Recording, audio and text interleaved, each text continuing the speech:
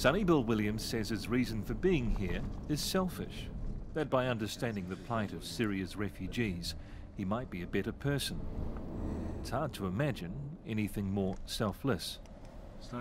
My name's Sonny. About an hour from Beirut in the Bekaa Valley, we're at what's known as an informal settlement, a collection of temporary shelters on private land.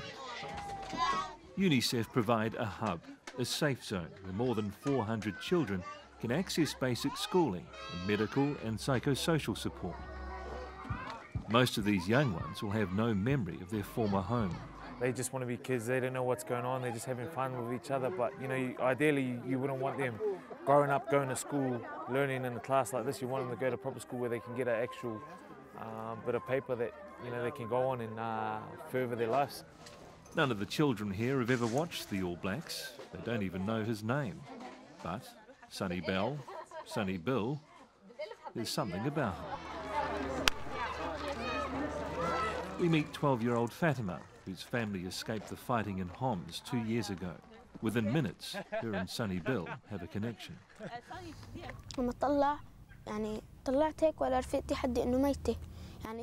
If fleeing your home isn't traumatic enough, Fatima's best friend, Alia, was killed when a market they were at was bombed. Do you find it hard to trust people?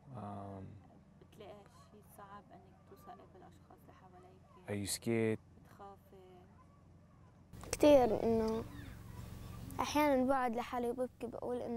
Fatima says there are still days she sits alone and cries because she misses her friend.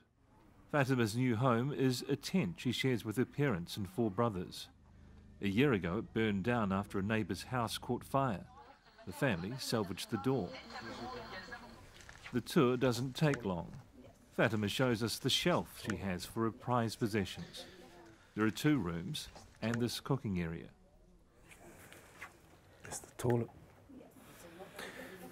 Imagine that back home, a toilet being inside the kitchen, being right next to the food, you know. Like everyone, the family pays rent to live here, about $250 a month. You know, the father couldn't work, he can't work, he's got some disease that affects his joints. So the son, Amma, who's 14, he's pretty much bringing in what they need to stay there, because obviously they still have to pay to rent the house. Wow, it's a big responsibility, isn't it, for a 14-year-old? Yeah, for a 14-year-old. And you know, Fatima, she's treated like the little angel of the family, and the boys are just out there doing the hustle and bustle. Most can no longer afford the rent, so the children end up working in the landowner's fields.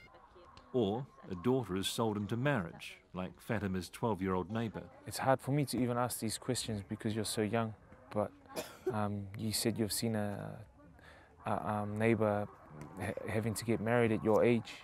Do you feel safe moving into the future? Fatima says she doesn't believe she'll be forced into marriage, as her family is supporting her. She also says one day she wants to be a singer. And she can sing.